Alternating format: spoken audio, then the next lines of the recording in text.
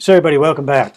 And today I'm going to touch on leadership. And why am I picking leadership? A couple of days ago, I referenced Stephen Covey's book, The 7 Habits of Highly Effective People. And I picked the book up again yesterday. I was moving around and I read a little part of it, and it talked about leadership. And as we all know, if you're in marketing, if you're in business today, one of the most largely sought after disciplines or areas of education, self-improvement in business, is leadership. So I went out there and I did a search on the internet, Googled it, leadership today, and came up with 484 million results. That's a lot of results, just leadership. Go out there and do it. And so I thought, well, I wonder how far I can narrow this down, the topic on leadership. And so I did leadership in the 21st century and narrowed it down to 85 million results. So I'm getting somewhere. There's more of a centered focus that people are going to. So I thought, well, one more step. Leadership changes in the 21st century and I picked Atlanta, Georgia. And when I did that, it got it down to a core of 691,000.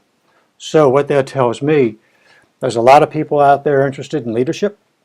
There's a lot of people out there that are really interested in leadership changes in the 21st century, which is now.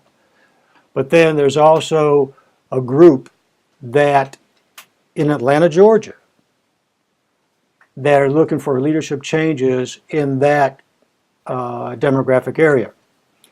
And you could even take it another step further, but my point is this. There are a large number of people out there today, some of them already with their credit card out, looking for ways they can improve their leadership skills, training.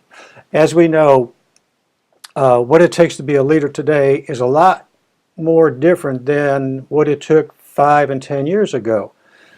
Today's pace in business is moving a lot faster, and it demands a lot more results because everything is happening that quick.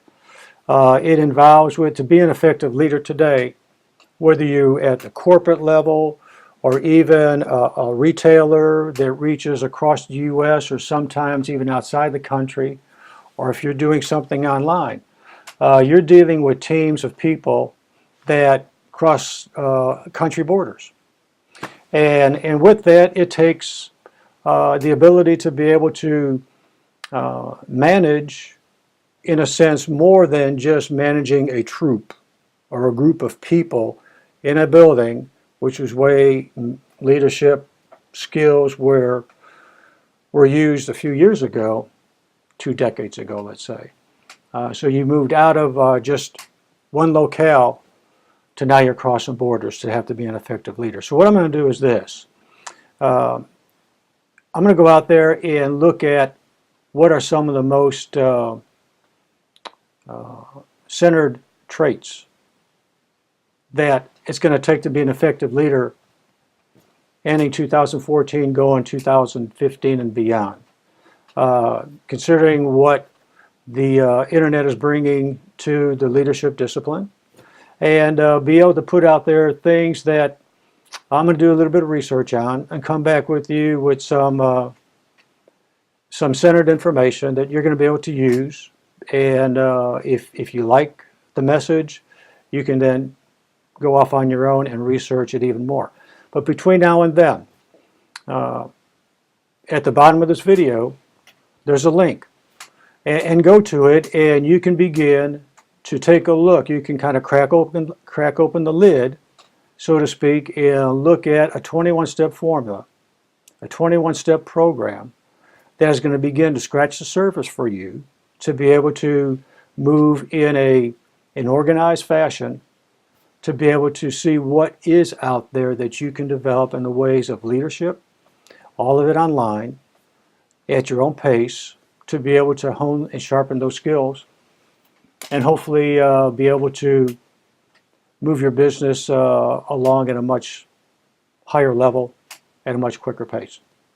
So hang in there with me. I'm going to do a little more homework, and I hope to get back with you tomorrow. If not tomorrow, it'll be the next day when I kind of wrap this up, and we'll talk a little bit more about leadership.